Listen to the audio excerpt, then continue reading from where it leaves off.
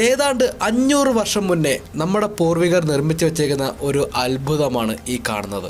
300 അടി അപ്പുറത്തുള്ള ആ ഗോപുരത്തിൻ്റെ മുകളിലുള്ള താഴേക്കൂടത്തിൻ്റെ റിഫ്ലക്ഷനാണ് നമ്മൾ ഇവിടെ ഈ ചുമരിൽ തലകീഴായിട്ട് കാണുന്നത്. ഇത് സ്ഥിതി ചെയ്യുന്നത് മറ്റെവിടെയുമല്ല, വിജയനഗര എംപയറിൻ്റെ തലസ്ഥാനമായിട്ടുണ്ടായിരുന്ന ഹംപിയിലെ വിരൂപാക്ഷ അമ്പലത്തിൻ്റെ ഉള്ളിലാണ്.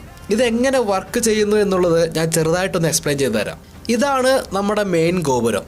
ഈ ഗോപുരത്തിൻ്റെ ഓപ്പോസിറ്റാണ് നമ്മുടെ ആ വാൾ ഇരിക്കുന്നത്. ആ ഒരു ചുമരിൽ വളരെ ചെറിയൊരു ദ്വാരം അവരുടെയാണ്.